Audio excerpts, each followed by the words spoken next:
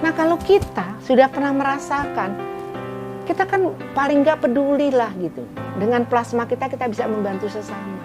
Saya berpikir apa yang bisa saya bantu untuk juga membantu ya paling tidak berusaha menyelamatkan saudara-saudara lain yang juga mengalami COVID. Sesuatu yang nilai positif lebih gitu dari saya, jadi punya value yang lebih daripada yang lainnya.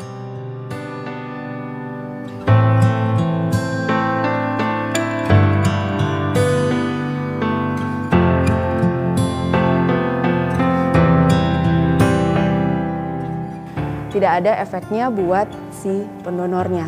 Saya ingin mengajak teman-teman yang terkena COVID.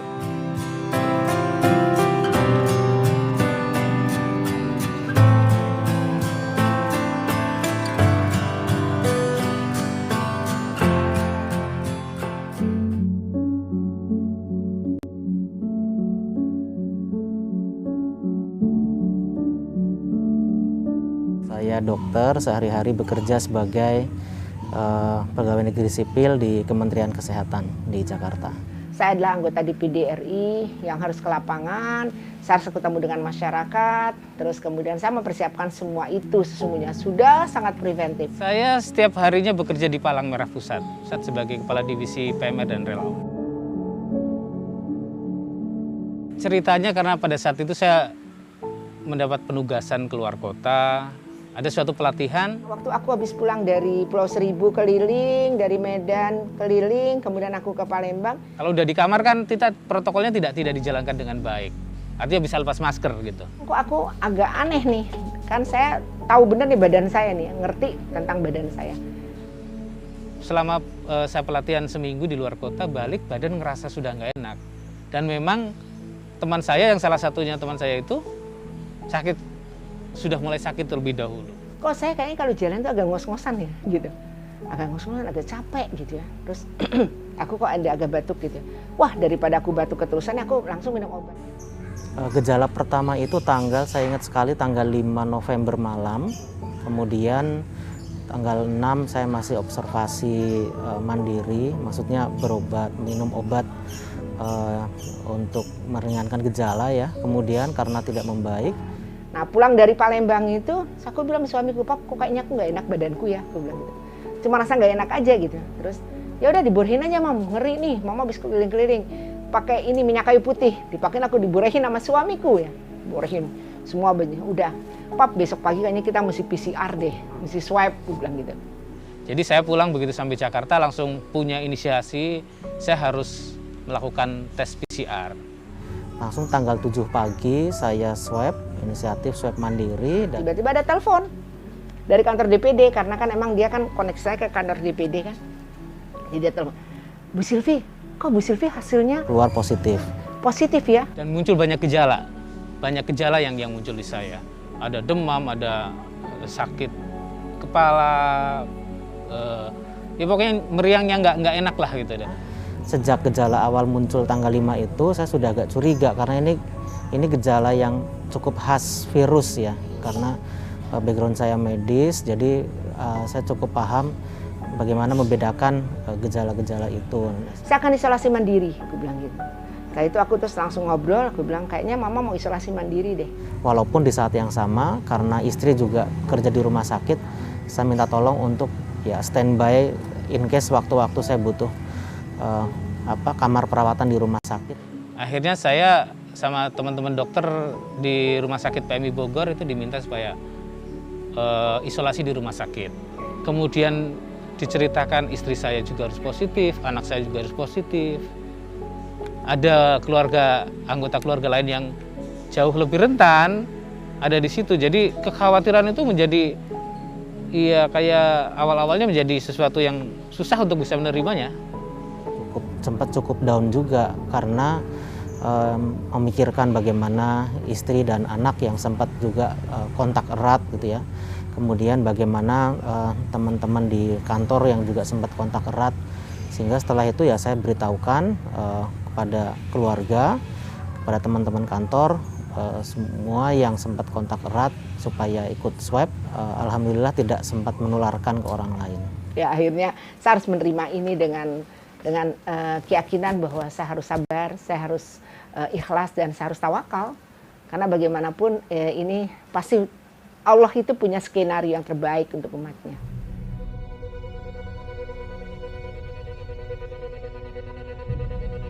Di luar gejala-gejala COVID-nya itu, yang menurut saya justru juga sangat memberatkan perjuangan seorang yang terkena COVID adalah kesendirian. Semua mengurus sendiri, mulai dari kita hanya mengambil obat, mengambil makanan, itu hanya di ruang tamu aja yang itu bisa diakses oleh sesama pasien COVID. Saya di rumah sakit selama 14 hari. Dan sepanjang waktu memang kita sendirian, jadi 5 minggu di rumah itu pun saya praktis saya ya sendiri di rumah gitu, pagi siang malam. Jadi kesendirian itu yang saya pikir sempat membuat saya beberapa kali depresi juga gitu.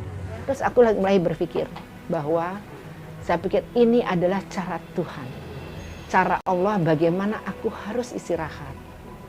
Ya, selain karena data yang mengatakan bahwa ya tingkat kesembuhannya sudah lebih tinggi daripada tingkat kematian gitu sih. Jadi saya itu juga menjadi motivasi buat saya.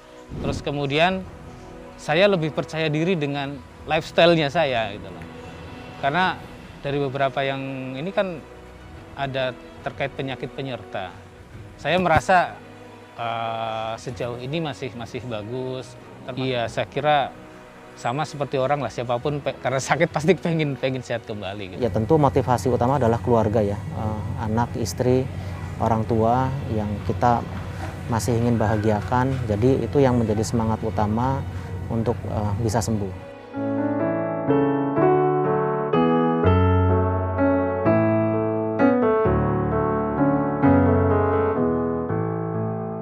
Ketika aku di sana, aku bilang sama Allah, ya Allah, kematian itu akan datang kapan saja, di mana saja, dan saya harus mempersiapkan kematian saya pikir, saat saya harus menghadap. Disitulah saya terus akhirnya merasa bahwa saya harus tawakal, saya harus ikhlas, saya harus mempersiapkan diri. Ketika saya mempersiapkan diri, saya hitung waktu, saya harus punya manajemen waktu. Saya harus khairunas anfa'ukum linnas. Saya harus menjadi sebaik-baik manusia yang bermanfaat untuk orang lain. Itu sebagai survivor, saya merasa saya telah diberikan kesempatan kedua, saya survive, saya diselamatkan ya oleh Tuhan. Jadi saya berpikir apa yang bisa saya bantu untuk juga membantu ya paling tidak berusaha menyelamatkan saudara-saudara lain yang juga mengalami COVID. Gitu ya. Jadi memberikan harapan ya untuk kesembuhan, untuk kesempatan kedua, untuk survive dari COVID. Saya bisa berbuat lebih daripada yang lain. Kan nggak mungkin saya mengatakan, kamu mau donor plasma, tentunya harus positif dulu. Saya kan tidak perlu itu karena sebetulnya sudah positif. Jadi ya sesuatu yang nilai positif lebih gitu dari saya. Jadi punya value yang lebih daripada yang lainnya. Aku merasa gini, ya Allah, kok Allah memberikan aku sesuatu ujian, tapi aku sanggup karena memang itu janji Allah ya. Aku tidak akan memberikan seorang itu ujian di luar kemampuannya. Aku merasa, aduh, aku mampu. Yang kedua, innamal usri usra wa innamal usri yusra. Setiap permasalahan pasti ada solusinya. Saya pikir begitu. Yang kedua, aku pikir kalau aku cuma bisa menangani diriku sendiri, aku belum jadi manusia yang bermanfaat. Saya aja berasumsi bahwa suatu saat kalau karena banyak diskusi ataupun sedang dilakukan upaya ikhtiar oleh teman-teman medis bahwa plasma konvalesen itu menjadi salah satu opsi untuk terapi tambahan gitu ya, terapi tambahan, dan itu banyak cerita yang mengatakan baik. Motivasi saya itu bagaimana untuk saya harus bisa menurunkan itu. Dan yang kedua ada cerita dari teman-teman positif yang memang mendapatkan transfusi plasma konvalesen ini, dia sangat merasa bersyukur sekali. Jadi bagaimana dia sudah di ruang ICU, terus kemudian diintervensi dengan plasma konvalesen, akhirnya sembuh. Dan itu ajakan yang inilah yang saya harus oh iya, ayo teman-teman kita bisa berbuat lah, walaupun kita positif, tapi kita bisa berbuat dengan itu. Ternyata salah satunya yang sekarang cukup marak dan dirasakan bermanfaat adalah terapi atau donor plasma konvalesen itu. Nah kalau kita sudah pernah merasakan kita kan paling nggak peduli lah gitu. Dengan plasma kita bisa membantu sesama. Saya ingin mengajak teman-teman yang terkena COVID. Bisa juga dikatakan bahwa ini ya sebagai salah satu wujud bersyukur ya, tanda syukur bahwa kita sudah survive, kita sudah diselamatkan, sehingga salah satu cara mensyukuri itu ya kemudian kita mencoba berbagi apa yang bisa kita bantu kepada saudara-saudara kita yang juga sedang berjuang melawan COVID. Jadi justru orang yang sudah pernah positif COVID itu tidak termasuk dalam kriteria untuk mendapatkan vaksinasi. Artinya kalau boleh saya tarik secara ilmiahnya berarti sangat besar sekali bahwa di dalam tubuh kita udah ada semacam perlindungan yang lebih. Karena bagaimanapun di dalam tubuh kita punya sel memori ya, sel yang punya memori terhadap infeksi COVID. Jadi misalnya andaikan lah at any time itu datang lagi si virus COVID-nya, maka tubuh kita sudah punya memori dan bisa membentuk sel antibodi yang baru, karena sel antibodi ini adalah hasil bentukan dari sel memori yang sudah ada. Jadi begitu datang misalnya nanti virus COVID, maka otomatis tubuh akan membentuk sel antibodi yang dalam jumlah yang cukup. Jadi sebetulnya kita tidak perlu khawatir bahwa antibodi kita akan habis karena kita donor plasma konvalesen. Sama seperti donor darah biasa sebetulnya, karena itu kan hanya diambil hanya memang butuh waktu lama. Tidak sakit tidak ada. Paling kalau rasa agak sedikit tegang itu karena darah diambil terus kemudian dikeluarin. Tapi sejauh ini tidak ada sakit atau bahkan saya kanan kiri ya, karena yang kanan diambil sampelnya, atau yang kiri diambil sampelnya, yang kanan hari berikutnya diambil gitu, jadi nggak masalah. Jadi rasa sakitnya relatif lebih sedikit daripada donor darah rutin, dan juga rasa sakit itu kemudian pasti kita tutup dengan kalau kita mengingat bagaimana perjuangan kita selama melawan COVID, bagaimana perjuangan saudara-saudara kita yang masih berjuang melawan COVID dengan gejala yang lebih berat. Saya pikir itu menjadi motivasi yang bisa meredam rasa sakit yang kita harapkan. Aduh, persis seperti kita diperiksa darah tuh. Kalau kita kan suka general check up ya. Cuman sekali. Alhamdulillah enggak ada apa-apanya. Apalagi kalau di sini diperiksa lu kan tik cuman itu aja. Jangan takut deh. Jangan takut. Saya merasa enggak ada apa-apanya. Bener-bener ringan, diambil, saya tunggu 5 menit selesai. Kalau kita pengen lebih punya waktu 30 menit pakai mesin terpisah.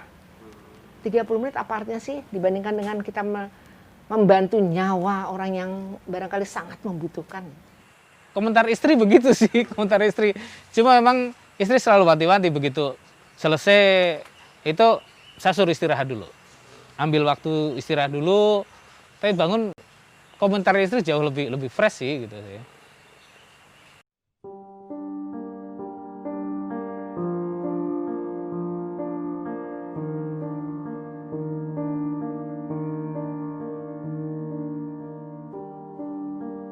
Donor plasma konvalesen adalah orang yang pernah sakit dan telah sembuh.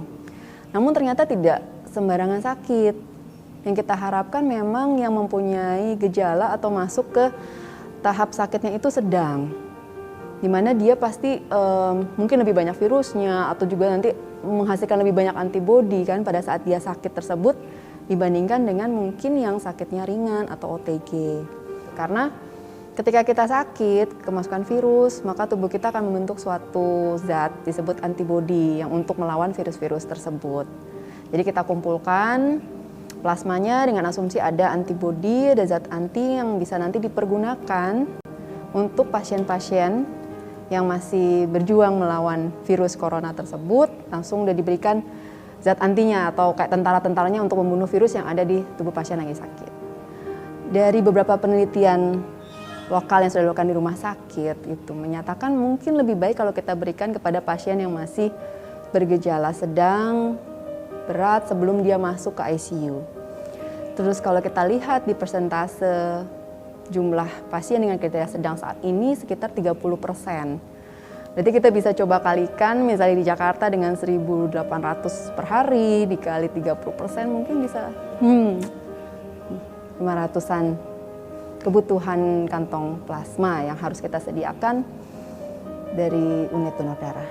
Menyediakan sekian banyak pada saat ini ya kami juga lumayan kewalahan karena juga ada kriteria ideal tadi kan untuk dapat memperoleh plasma yang bagus, optimal untuk menyembuhkan pasien COVID-19.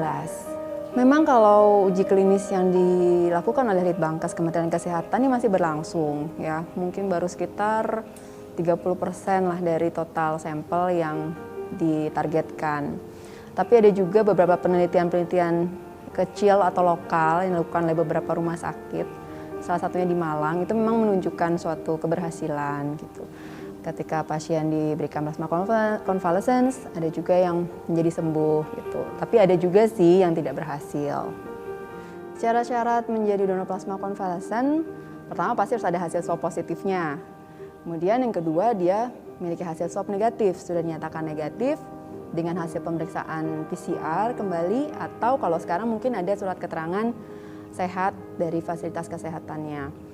Dan yang ketiga, waktunya minimal 2 minggu setelah hasil swab negatif dan maksimum 3 bulan dari hasil swab negatif tersebut.